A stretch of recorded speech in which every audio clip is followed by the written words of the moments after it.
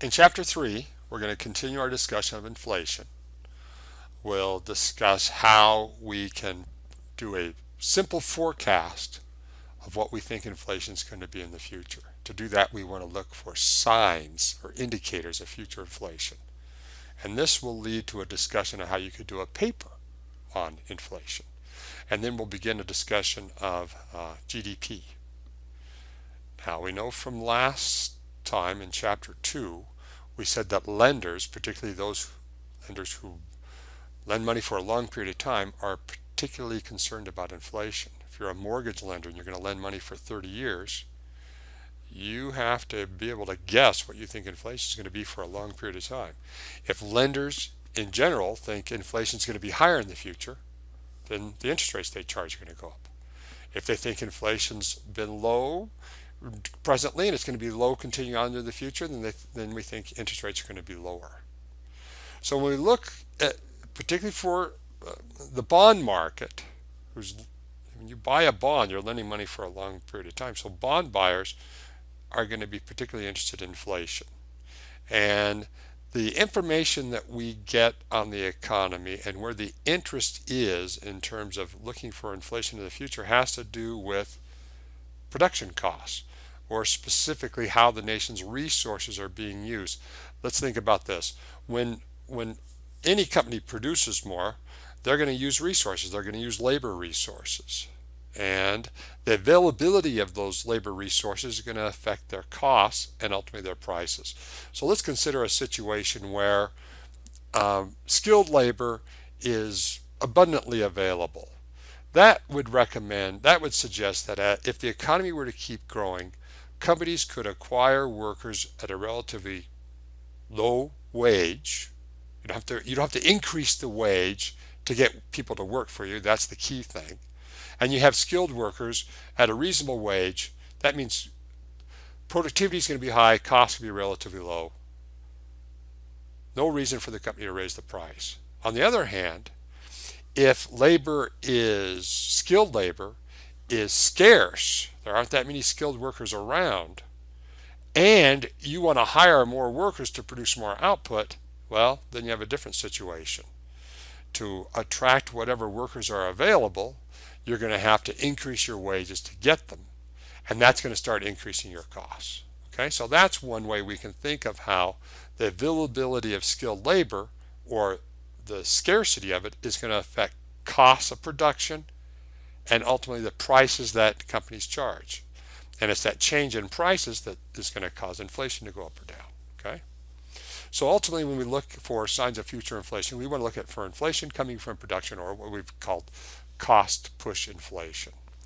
Another resource that can tell us if we can expect higher or lower costs in the future, cost of production in the future, and higher prices, is capacity utilization. And that gives us an idea of how the nation's, say, factories are being utilized. All right, so let's take a look at, to illustrate this, we may have talked about this a little bit in class about the production of backpacks or bags in our classroom economy. All right, and this graph in slide number 1 is a picture that shows us the relationship between how many backpacks we're producing and our cost of producing each backpack. This is a production cost. It's not necessarily the price of our backpack. We sell our backpacks for $45. All right, and our backpacks, this is important to think about, we've marketed our situation for our backpacks to fit in between two other types of backpacks. The North Face backpack, top of the line backpack, it sells for $55. But what we do is we convince consumers to buy our good because we say our pack is as good a quality as North Face, but buy ours because it's cheaper. And then we also market our pack so that it is better than the JanSport pack, let's say, that sells for $35. We say our pack is better than the JanSport pack. You buy our pack will last for all 4 years of college. It's more durable, and that's why you should be willing to pay $45 versus the JanSport. Okay, so we've we perceive a certain demand for our pack, and we perceive, given the market, we think $45 is about what we can charge, what we want to charge to position ourselves relative to competitors. So what we're going to do is we're going to design our production around that. So years ago, when we built our factory, produce our backpacks, we designed it to produce about 1,000 packs a day. And in that factory, we have 10 workstations. And if a worker is at each workstation, they work 8 hours, they can produce 1,000 packs a day. All right. So we've got a division of labor. At the first workstation, maybe someone cuts the back panels out. The second workstation, someone cuts the arced shoulder straps out. Then someone does some sewing of the back panel to the front. Someone else sews some padding into those curved straps. Another worker puts zippers on, the clips and all that stuff. We have all these different stations on our assembly line with how the packs are being made. 10 workers. You got a worker at each workstation, 1,000 packs a day. And if that's the case, then this graph tells us that our cost per pack is going to be about $40 per pack. And that allows us to pursue this pricing strategy of $45 a pack. We're going to make a profit there, right? Okay. So this curve, this U-shaped curve, is, if you've had accounting or Econ 202, is an average total cost curve, or a total cost per unit of output curve. If you're not familiar with that, it's just telling us the cost of producing each pack. Our production cost is $40. We turn around and sell it for $5. We have a profit per pack of $5. We're happy with that. Now, we don't necessarily use our facility. Our facility is designed to produce 1,000 packs a day, but we adjust our production depending on what demand is like. If demand for packs is very high and we're selling 1,500 packs a day, then we're going to try to produce 1,500 packs a day. But in this factory, are we going to be able to do that efficiently or not? This is our most efficient point right here. What this graph tells us is if we go beyond what our factory is designed to produce, our costs are going to go up to $44. Now, why would that be? Here, we got 10 workers working 8 hours, produce 1,000 packs. We go to 1,500, what happens? Well, we're going to have these people work overtime. When they work overtime, two things are going to happen. They're going to cause our costs to go up. First, we have to pay them time and a half. Secondly, when they're working more than 8 hours, they're going to be making mistakes. Their productivity is going to go down. So they're going to have to really work a lot to produce those 500 extra packs, and we got to pay them time and a half. What does that suggest? That suggests the cost per pack is going to go up. Okay? Now, if our production were to stay at this level for a long period of time, we might think about expanding our factory, or maybe building another one, or modernizing this one so that we can produce 1,500 efficiently. But for right now, this is the factory we have. Okay, we can't necessarily change that. We can produce that level, but we can't do it efficiently. The other side of the coin is, okay, let's say this at 1,500 be the case if the economy is growing and we're producing more packs. What happens if the economy is in recession? We move back to here. If economy is in recession and people aren't buying that many packs, demand's going to fall to 700 packs a day. Well, what does that mean? To produce 700 packs a day, we're going to adjust our production to demand. We got to lay off some workers. All right. We don't need to have 10 workers and 10 machines. We don't need to have a worker at each workstation. We're going to have to lay some people off. That means some people are going to have to double up. Now, why would that lead to less efficient production? Well, think about it. People are doubling up. You got the first person. They cut the nylon back panel out, but we laid off the person that had to cut the shoulder straps, the curved shoulder straps. So that first person that's cutting is going to cut back panels, and they're also going to cut the curved shoulder straps. Well, why they're doing that? What's everyone else going to be doing? Not much. So what that suggests is that we're not using our facility very efficiently when we're underutilizing it, and we're going to have higher costs. Okay? All right. Now, what this means is that, let's think about this. If we're at 1,000, we're working at our design capacity. We designed this factory to produce that. That's the most efficient point. We would call that 100% of capacity. What would we call this? 70% of capacity, right? We're underutilizing our facility. We're not fully utilizing our factory. Over here, what are we doing? We're overutilizing it, okay?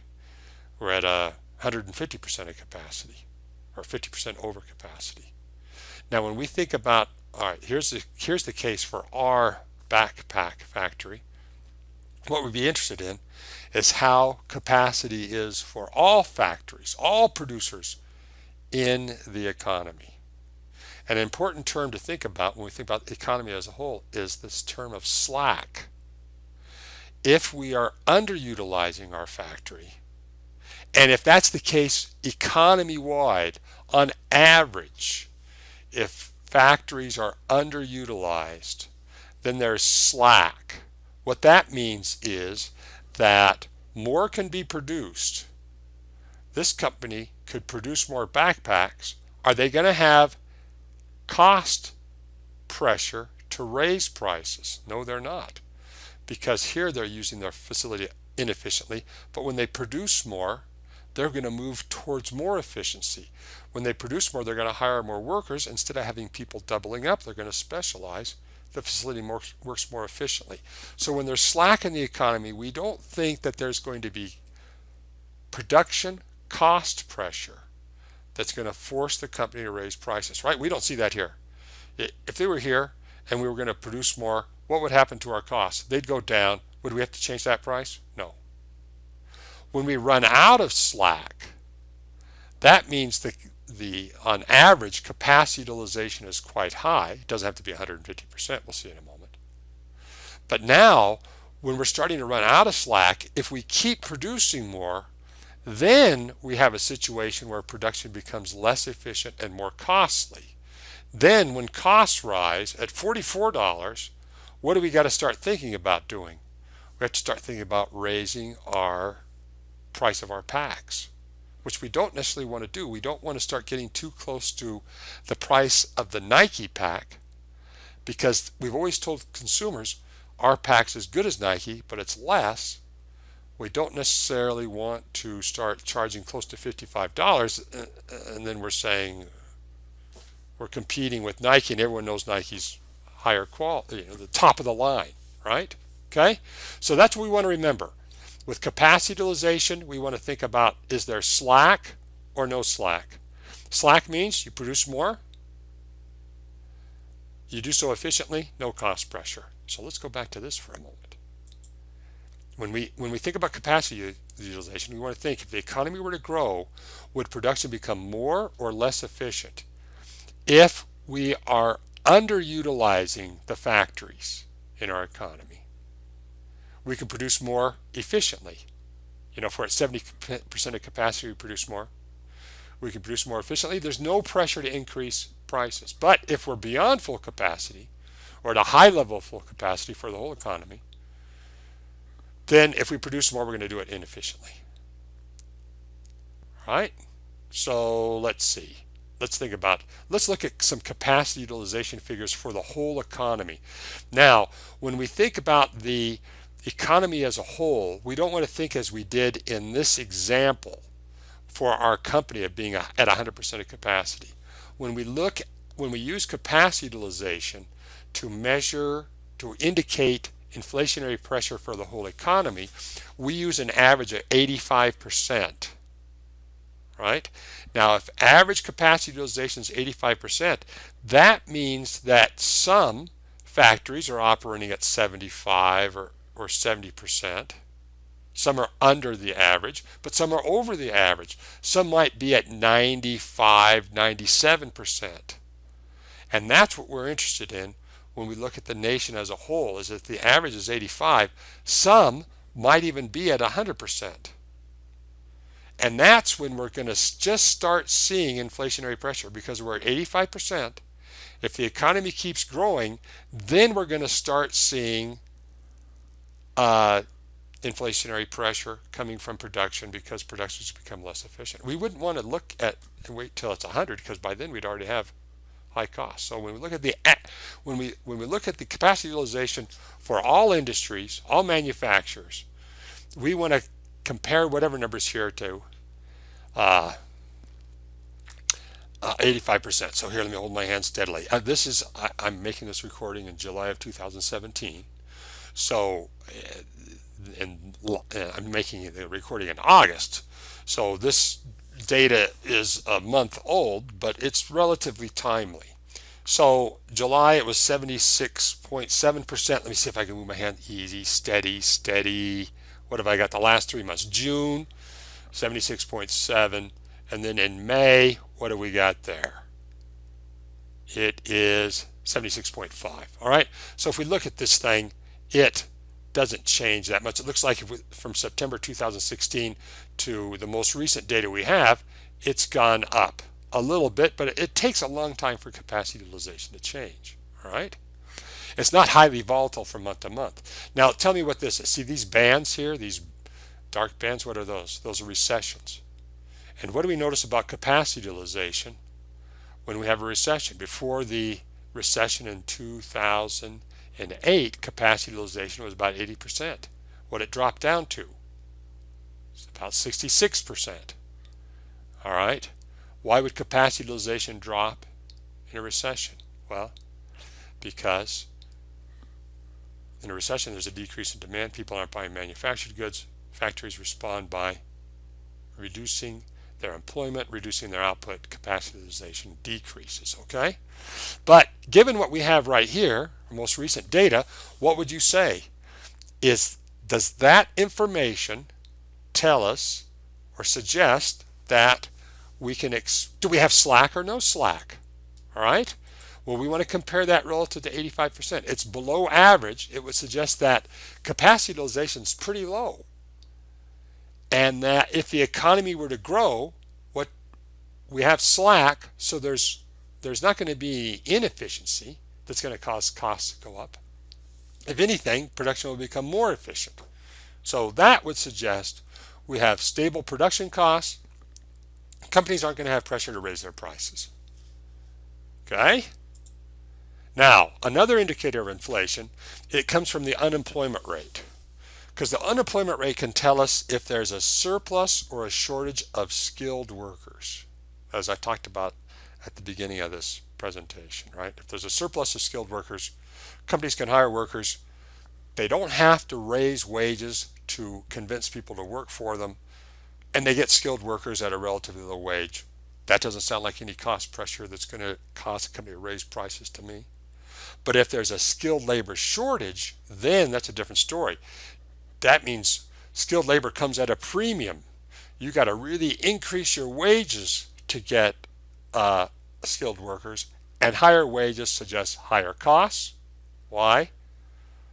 Labor costs on average are about 2/3 of all costs for companies in the United States. And then if those costs go up, then firms are going to raise prices.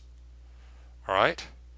Now, so we have, it's important to think about when we have a labor surplus. A skilled labor surplus, what does that mean? There's a surplus, there's lots of skilled workers available. No upward pressure on wages. If more are hired, if we have a skilled labor shortage, if there's not a lot of them, then if a company needs to hire more workers, wage pressures are going to go up. Since wages are a high percentage of the overall cost, then the company's costs are going to go up and prices are going to go up. All right. Now, we'll talk about the specifics of the unemployment rate later, I think maybe in chapter 4. But for right now, the tipping point between a plentiful supply of skilled workers and a shortage of skilled workers is the unemployment rate that's below about 5%. So if the unemployment rate is 7%, what that means is we're in recession, probably. Let's go for 8%, 9%. The higher the unemployment rate is, it's consistent with a recession. In a recession, what have we done? We've laid off a lot of workers. So in our backpack example that we've talking about here, we're back at 70% of capacity. What did we do? We went from 10 workers down to 7. We let off 3 workers. There are 3 workers among the unemployed that are skilled. If the economy grows, and we start producing more backpacks, who are we going to hire back? We're going to hire back those skilled workers, those trained workers, right? Because it's cheap to do so. We can get them to come work for us for their same old wage. They know exactly what to do. They fit right in. We start producing more output. Wage costs don't rise that much. No inflationary pressure. But if the unemployment rate is below 5%, let's say, if we look at July of 2017, 4.3%, that's a pretty low unemployment rate. If we look over time here, last few months since February, it's gone down. That can tell us that there is a shortage of skilled workers, because right now we've hired all of the people we laid off back. We're back at 10. We might even be producing a little bit more at our backpack manufacturing than full capacity, because the economy is going pretty well right now. But there's still people that are unemployed right now.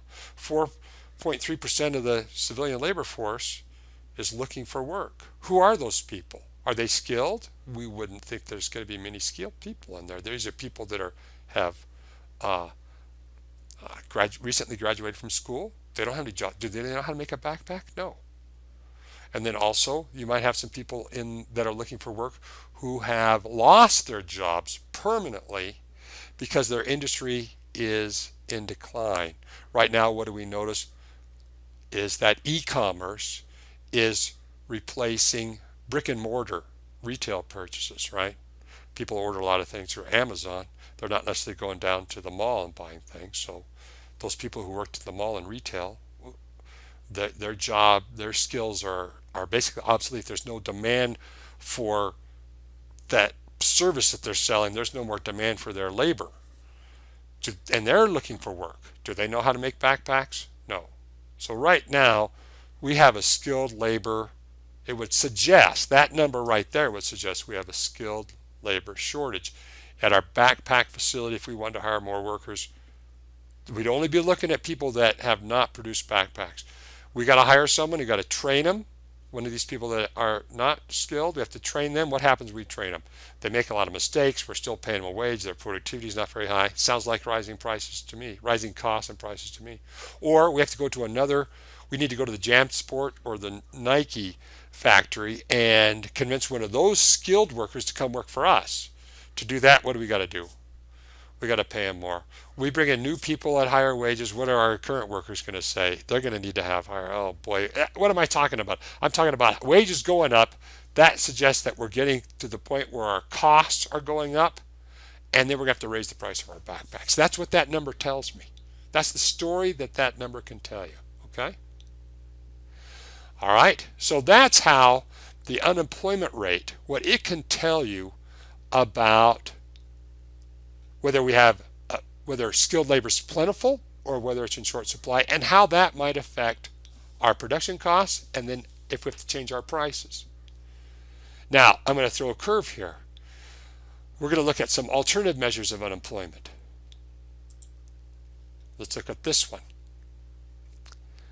We'll talk about the specifics of the unemployment rate, but this is or how it's measured a little bit later in chapter 4.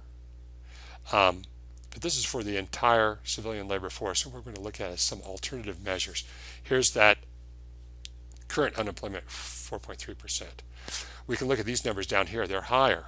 This unemployment rate is higher, and this is because we have people that are marginally attached to the labor force. These are people who are not working, nor are they looking for work, but they would like to work, but they haven't looked for work in the last 12 months.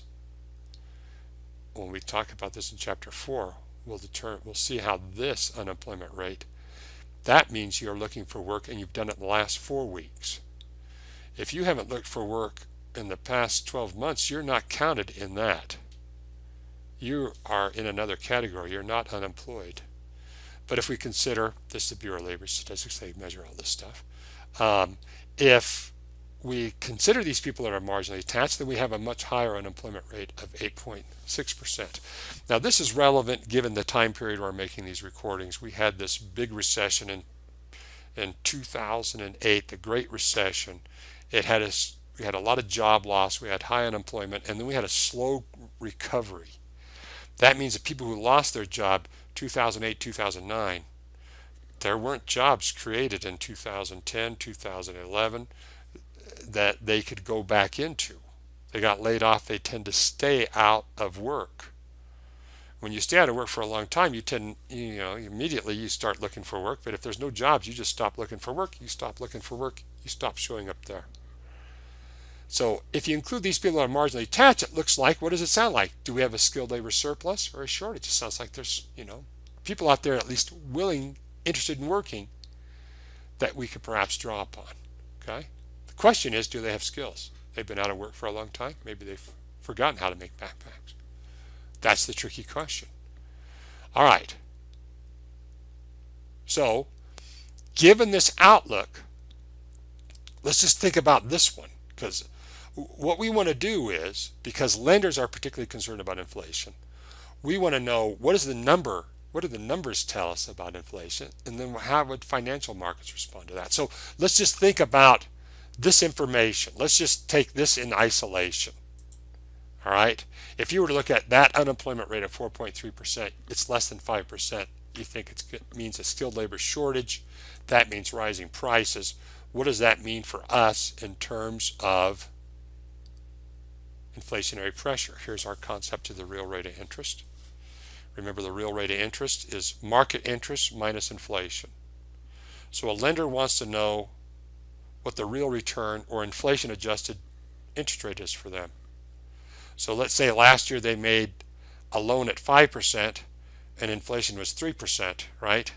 Their money grew at 5, inflation ate away at the purchasing power of that at 3%, so the net is 2. So if a bond buyer, if they just have that unemployment information, it's just come out, it's 4.3%, what are they going to think? That information alone, they might think, is going to mean higher inflation in the future. If they think inflation is going to go up, say to 4, to preserve that real rate at 2%, what do they got to do with the interest rate they charge? They got to increase that, okay? So that's why the bond market in particular, if you watch that, if there's signs of higher inflation, you'll see interest rates in the bond market go up. If there's signs of low inflation, you'll see interest rates in the bond markets go down. Now, when I'm making this recording in August of 2017, I read in the paper today that 30-year mortgage rates were at 17-year lows, low for a long period of time, at less than 3.9% for a 30-year mortgage rate, great rate of interest. Why is that low? Well, right now we've had low inflation for a couple of years, and there's really no sign. The economy's growing, not all that fast, but it's growing, but we still have very low inflation of about 2% or less than 2%. So that suggests pretty low inflation, and mortgage lenders have responded by offering that low rate of interest. So if the inflation rate goes down, so do those rates of interest. Okay? That's how the economic news ties into the financial news. If we want to take it a step further, why not? If inflation's low, interest rates are low, what does that tend to do to stocks? Low inflation, a growing economy with low inflation is good news for stocks because it means interest rates are going to be low. That means if corporations need to borrow money by selling a bond, their borrowing costs are going to be low. If any costs, including borrowing costs, are low, that means their profitability is going to be high. So low interest rates are good for corporations. They suggest higher profitability, and that would contribute to higher stock values. All right? Isn't that fun about inflation? Inflation kind of gives us an idea of how stock and bond markets are related. You want to understand that linkage, even if you have to stop this lecture and listen to the last 5 minutes again. All right? That will help you understand financial markets. It'll make you a more interesting person. You'll be more successful in your career with that little bit of information. All right, now let's talk about how you could use this information to write a paper on inflation. Remember that there's a paper assignment where it involves data collection, and it is a short short-term forecast exercise.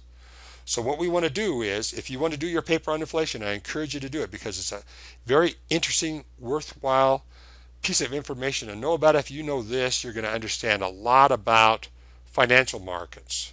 All right. So, and I don't mind if everybody does a paper on inflation because they'll all be a little bit different. And I really think it's a good thing to know this. So don't feel shy about doing this. Okay.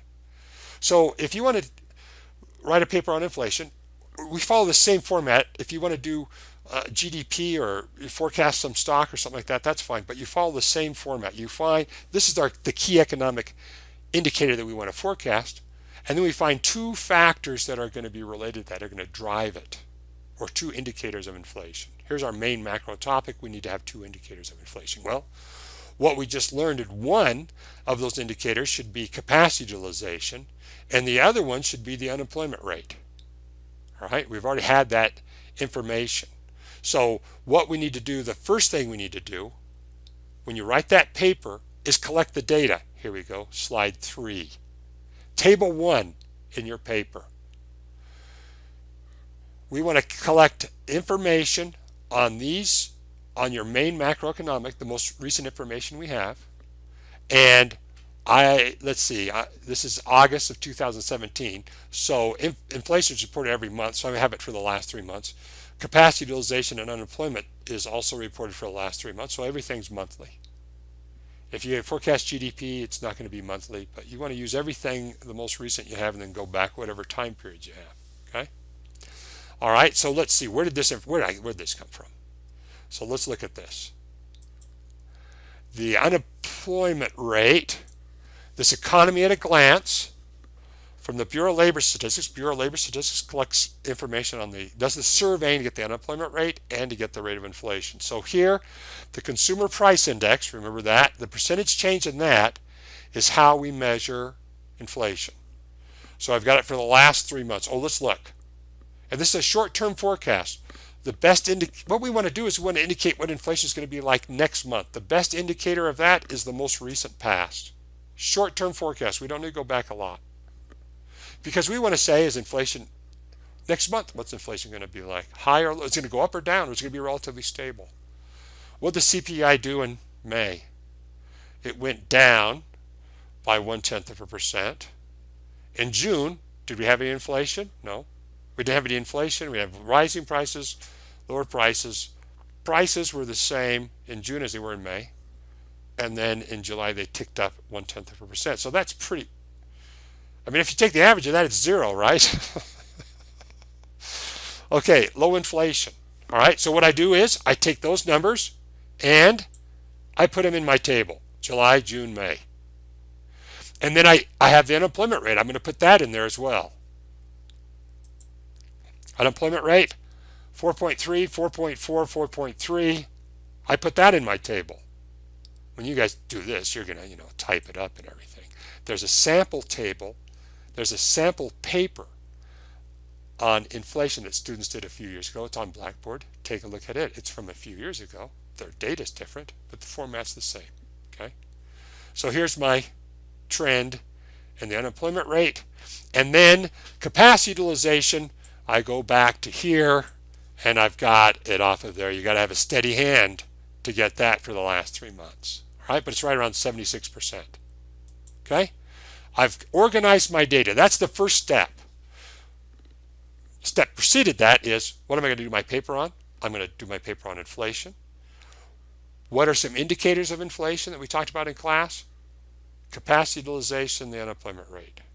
You can use different, sometimes you might want to look at oil prices if you want to, that's fine. Okay, you can get that.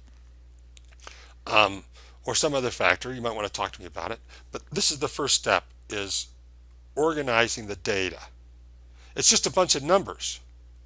In the paper, what I look for is for you to interpret those numbers using your macroeconomic reasoning to be able to tell me what you think inflation is going to be like in the next quarter. We're not just what these things are going to be. We want to forecast that. All right. And what do these numbers suggest? Do we have slack or are we out of slack? This capacity utilization, what you would say here is that since it's below the average is below 85%, it would suggest that there's slack in the economy, that the economy can keep growing, more can be produced without cost pressures. They're going to raise prices. Simple little statement. That's what those numbers tell us, right, from our previous discussion. On the other hand, the unemployment rate is a little tricky. This would suggest what? It's below 5%. It would suggest there's a skilled labor shortage. So if the economy grows, it suggests wages are going to go up, since labor costs are about 2/3 of all production costs in the U.S. economy. If we start having an increase in wages and labor costs, companies are going to respond by raising their costs, are going to go up, their cost of production to go up, and then they're going to have to raise prices. So we have two pieces of information that are kind of give us contradictory. This would be real clear. Suppose if we added, let's add 3% to this. If this was 7.3, 7.4, 7.3, if the unemployment rate was high, greater than 2, then that would suggest skilled labor surplus, right? That would suggest that would suggest slack in the economy. This would suggest slack in the economy. What would that tell you? Probably unemployment, the rate of inflation is going to be probably pretty close to that, or low anyway. But now we've got, this suggests slack, this suggests we're running out of slack. So sometimes you have two indicators that are giving you a mixed message. So this is a little bit of a dilemma. Some economists might look at that marginally attached unemployment rate that was like over 8% and say, hey, look, we got slack here, we got slack in the labor market, inflation is going to remain low. Other analysts say, look, those people have been out of work for so long, they are basically unskilled. They've been laid off from the backpack company so long, they've forgotten that we could hire them back. We just have to train them, cost would go up. So we have mixed messages here. All right. So if you're a bond buyer and you have data like this, what are you going to say? Is inflation going to be zero? No, it's not going to be zero. Is it going to be real high? Probably not, because this might suggest rising inflation, but we still have slack here. So maybe, what do you think? Low inflation, I guess. All right. That's kind of what I would say. Then what does that tell you about how financial markets respond? So the paper is not a long assignment. I'm looking for specific content. One thing, you got the right data, you got the right indicators, and you're interpreting them correctly. That's what I look for. What's your macroeconomic reasoning? This is below 85%, suggests slack, no inflationary pressure. Over here, this suggests we're running out of slack because we got a skilled labor shortage, and we feel free to compare this to 85%, compare this to 5%, like I did a few minutes ago. You do something like that, you're in good shape. Then the other part of it is, what does it tell you about, given your forecast? You're a famous economist. You analyze the data, you put it in your blog. Financial analysts, pay attention to what you're doing. All right? And how would financial markets respond? You're talking about inflation.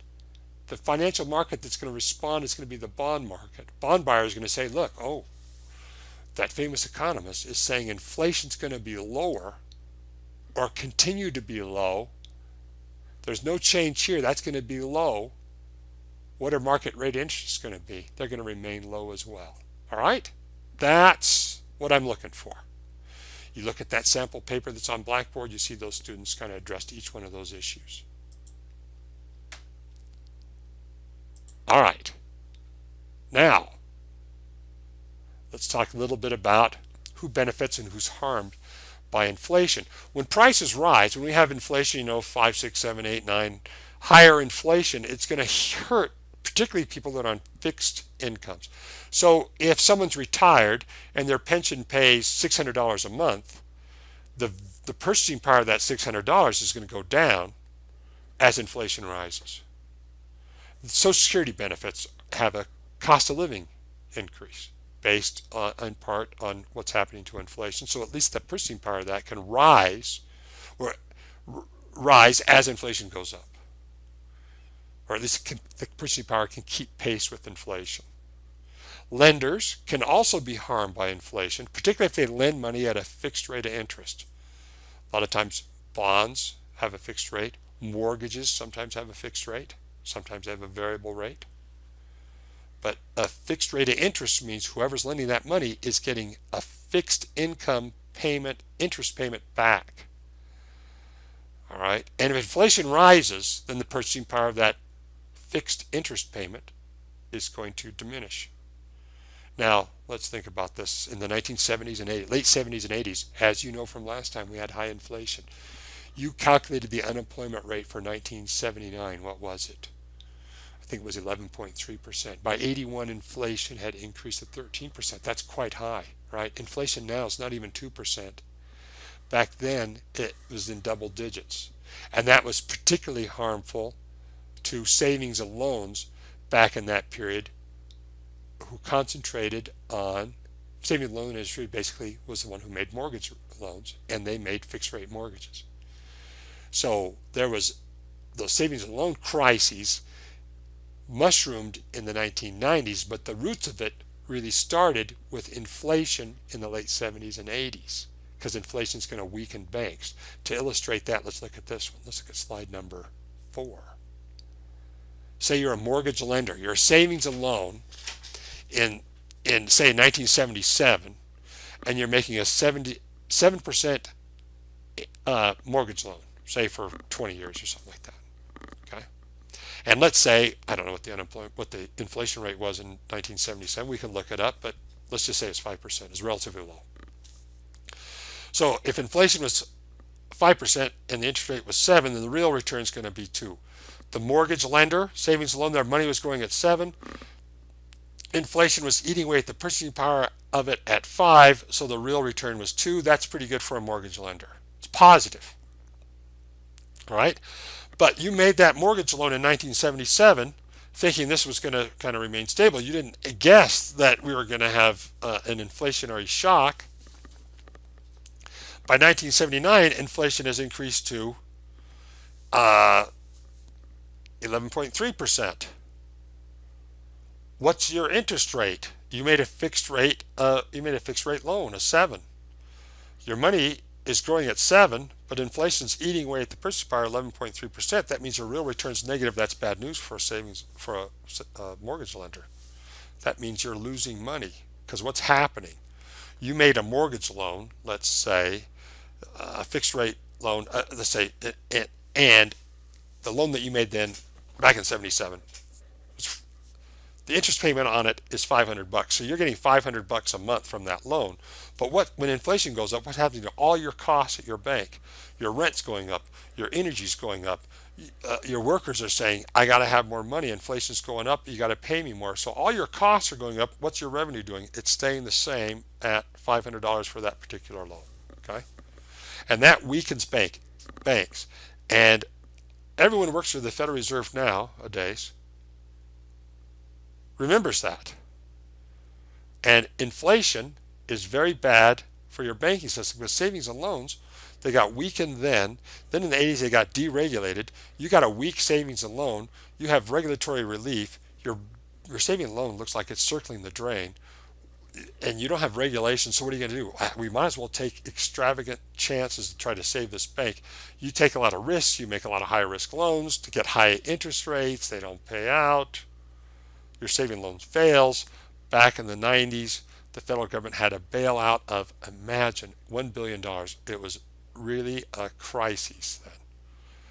The last bank crisis we had in the last recession, the federal government loaned banks over 800 billion. All right. So, moral of the story is high inflation, rising inflation is not good for banks. It weakens banks.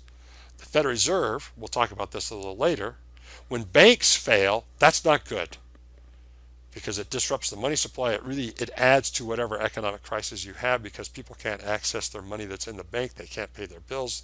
They can't spend. That makes whatever recession we're having much worse. Okay, so inflation's not good for banks. In fact, in that period, after that period of high inflation, banks stopped making fixed rate mortgage loans. They made variable rate loans. What do variable rate loans vary with? Inflation. Inflation goes up, that interest rate's going to go up. Okay? When we had a return of stable inflation, then banks started offering fixed rate loans again.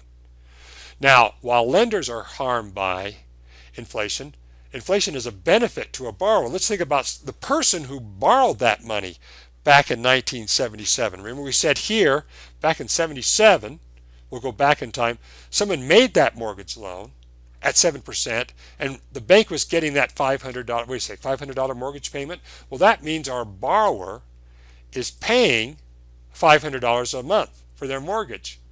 During that period of high inflation in the 70s and 80s, for that household that borrowed this paying $500 mortgage, what's happening? Well, all their costs are going up. Their gasoline costs are going up. Their energy costs are going up. Their clothing costs, their food costs are going up.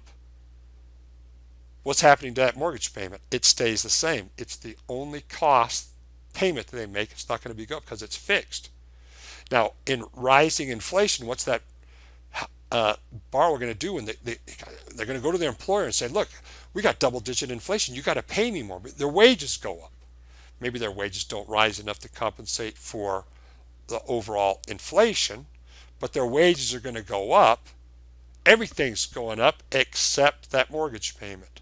So in that inflationary environment for that borrower, does that mortgage payment, it gets easier and easier and easier to write that check because it's only $500 a month. My wages have gone up 5%. Geez, I don't want this mortgage payment to ever end. It's so easy. I don't want to have another mortgage. I like this thing. All right, so borrowers benefit from inflation if they have a fixed interest payment. All right, now let's see. We're through with inflation. You want to know the material from chapter 2 about how inflation is measured? In this chapter, you want to know how you could predict inflation by interpreting the unemployment rate and say capacity utilization. All right, and I really want you to think about it. You got to write a paper for inflation. I mean, why not? You got to write a paper for the class. Why not do one on inflation? Get it out of the way early. There's a sample paper for it. Okay, if you want to talk to me about it, let's talk sometime. You can do a paper on GDP if you would like, whatever your interests are. But if you're kind of undecided, you want to get it out of the way earlier, paper on inflation is the way to go. All right, we have three main macroeconomic topics. Inflation is the first thing we started with. We've already talked a little bit about unemployment. We'll talk about that in more detail in chapter 4. And then GDP. And GDP is gross domestic product. It's a measure of how much output, how much new goods and services the economy is producing in a period of time.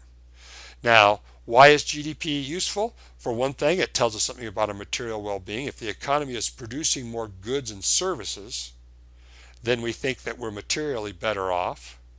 And then also from a business or employment perspective, if you're running a business and the overall economy is doing well, you think that the overall environment your company is operating in is growing, and that might be good for your business. When you graduate from college, do you want to graduate into an economy that is growing rapidly or contracting? If the economy is growing, we think employers are producing more and they're probably going to need more employees.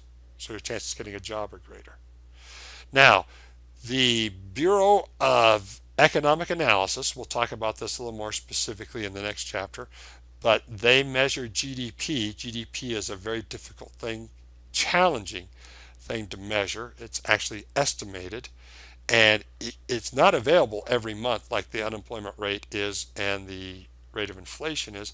It takes about 3 months to measure that. And when that first estimate comes out, it's usually revised a month or two later. Okay, so this is 3 months is pretty good for being able to estimate something as complicated as GDP. And the definition that's to be able to report this data in a timely manner, the Bureau of Economic Analysis has to have a specific definition, and this is the definition that guides their measure of economic activity, and that GDP is the sum of money values of all final goods and services produced in the domestic economy in 1 year. Okay, so we're going to break this up into clauses. What does this mean? Sum of all money values, final goods and services produced in the domestic economy. What does that mean? All right, so we got three phrases in here we got to clear up to be able to understand what GDP is. So GDP, money values, we use basically prices. Prices are used when we measure GDP. You think at any, from one period to the next, the economy produces, if it's growing, it's going to produce more cars, more houses, more apples, more oranges. But we can't sum up those. Everyone knows you can't add up apples and oranges, right? If you added up all the new things we produce, you have this big long list, you would have no idea what's the value of this stuff, all right? So the market price is used to determine the value of those commodities. Okay, so essentially, in a very simple term, is view of GDP is it's how much the economy is producing in terms of goods and services, and then times the price. Now that means that GDP from one period to the next can change because we're actually producing more, or because prices have gone up. We saw this when we deflated 1991 GDP for inflation, right? Because between 90 and 91, GDP went up because prices went up. When we adjusted GDP for inflation, we're more or less trying to hold that constant and see how GDP changes one period next as you change Q. And we did that. We found that in real terms, GDP was lower in 91 than it was in 90. We had a recession in 91. GDP contracted. Okay? So when we look at GDP over time, the Bureau of Economic Analysis always adjusts it for inflation. Reports real changes in GDP. Okay? So that's just kind of common sense here. When we think about this first statement here, it's the money value. That means we measure GDP based on the value of what's produced based on current prices. And then also, what's this thing about final goods and services? Well, it makes sense. If we're going to base GDP on the price that's paid for it, we're going to look at the prices that consumers pay for those goods, because that determines the market value. So the final sale basically determines the market value, or the final price. So oddly, we'll talk about this a little bit more in the next chapter. GDP is measured is to measure what we're producing, but how we actually measure it is by what consumers buy and what price they pay for it. All right, and that's for the final consumer, the price that the consumer pays. The Bureau of Economic Analysis omits immediate sales. Let's take a whiteboard marker that's used to mark on the whiteboard, the Expo whiteboard marker, right? That is made in the United States, so it's included in US GDP. How did that thing get from Expo into my hands? Well, it went through a series of exchanges. Whiteboard may have sold it to a regional distributor, and a regional distributor sold it to the bookstore. The bookstore sold it to the Hassan School of Business. So you got three exchanges. You also have three different prices. What price is used to determine the value of that whiteboard marker? Is it the price that the regional distributor paid for it, or Hassan School of Business? It's the price that the Hassan School of Business paid for it, because they're the final consumer. So that price is used in determining the value of that pen. That pen costs $4 to the School of Business, so that $4 goes into GDP. If we used the regional distributor, they bought it for $2.50. We wouldn't want to use that. That's not the value of the pen. The value of the pen is determined by consumers. Okay. All right. So that's why we use the final, and we skip all these intermediate sales because why? If we included all those sales exchanges, then GDP would just be too high, right? We just look at the last one. Then also the domestic economy. Well, that's the geographic boundaries of the United States. Doesn't matter who owns the company. If it's produced in the geographic boundaries of the United States, including GDP. So Subaru. Oh, here's a nice question. You go to a Subaru dealer, you look at a Forester, at least at this point in time, those are made in Japan. You buy, if you look at an Outback, those are made in the United States, in Indiana. So if you buy a Subaru, that's not going to be included in US GDP. because it's not produced within the geographic boundaries of the United States. That would be included in Japan's GDP. But if you buy a Subaru Outback that's produced in the United States, then that is going to be included in GDP, right? Even though it's a Japanese-owned company, that the product is produced in the geographic boundaries of the United States, it's included in GDP. So if U.S. companies make products in China or they make products in Mexico that are produced there and then imported, they're not included in U.S. GDP. They're included in Mexico and China's GDP. Okay? All right. So why that distinction? Because we want to know what U.S. resources rather than U.S. companies are producing. And then in 1 year, the value that's produced in that year. So what's excluded are used items. What's measured in GDP is just what's produced in that year. All right? It doesn't include the sale of used items. Why not? Why not include the sale of a 2012 Buick? Because it was included in 2012 GDP. We wouldn't want to include it again. It'd be double counting. Okay? So that's what GDP tells you is the value of what is newly produced. All right. So ideally, what we talked about originally, what we want to have is a measure of the economy's output. We want to have a measure of Q, what we're producing. But the way this thing gets measured, we have a measure of economic activity in organized markets. And that means economic activity means buying and selling. So if there's more buying and selling, economic activity, GDP is going to go up. All right. If there's less buying and selling, GDP goes down. So let's think about this. Paid housework. If you do your own housework, you get a clean house. Does it increase economic activity? No, because you're not paying yourself. You didn't hire anyone to do it. But if you hire someone to do it, if you pay someone, if there's an exchange of labor services where you're paying someone and they do it, they're providing a new service. Your house gets cleaned, and what happens? It's going to enter into GDP. Q didn't change. Your house gets cleaned one way or the other, but if it's paid, then it shows up in GDP, because GDP just measures buying and selling. More buying and selling, GDP goes up. So what do natural disasters do to GDP? Typically, right after, say, an earthquake in California, hurricane in Florida, forest fire in Colorado, it reduces economic activity. People stop buying and selling. They're recovering from the disaster. But then right after the disaster, what happens? There's rebuilding activity. What happens to buying and selling? People are buying and selling more stuff. There's more buying and selling, there's more economic activity. So natural disasters, the immediate effect is to reduce economic activity, but after that there's more economic growth. That doesn't make us better off. That economic growth occurs just because we're rebuilding, but it's more buying and selling, so GDP goes up. Same thing with wars, especially if they're not fought in your territory.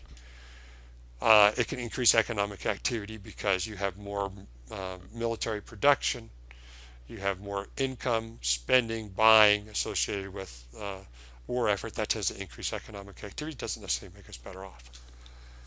Think about illegal drug production. The legalization in marijuana, what does that mean to Colorado's GDP? When marijuana was illegal, it wouldn't show up in economic activity. Because why? It's what occurs in organized markets, legal markets, right? When GDP is measured, the surveyors from the Bureau of Economic Analysis don't try to contact drug dealers, because drug dealers and producers don't keep records, right? You got to have records. Okay, so if drugs were to become legalized nationally, drug legalization in Colorado isn't going to show up in Colorado's GDP, because GDP is conducted at the national level. The Bureau of Economic Analysis doesn't recognize marijuana production. There's no industry classification for marijuana production. All right, so it's not going to show up. So if marijuana would become legal everywhere in the United States, then the Bureau of Economic Analysis would create and start measuring an industry code and start measuring marijuana production. Well, when it was illegal, people were buying and smoking marijuana, using it and growing it, it wouldn't show up in GDP. It was economic activity, it was occurring, it just wasn't legal. If it becomes legalized, then it gets measured, and then GDP would go up, not because it's new economic activity, it's just legal now. All right? So in general, GDP is a crude measure of our material well-being. In the absence of wars or natural disasters or changes in drug policy or rapid changes in people, suddenly buying house services or yard service, having someone do your house or yard, it is a measure of our well-being in the absence of other influences. Okay, so month to month, if GDP is going up, we're not having a war, natural disaster, because just the economy is growing, there's more employment opportunities, we're materially better off.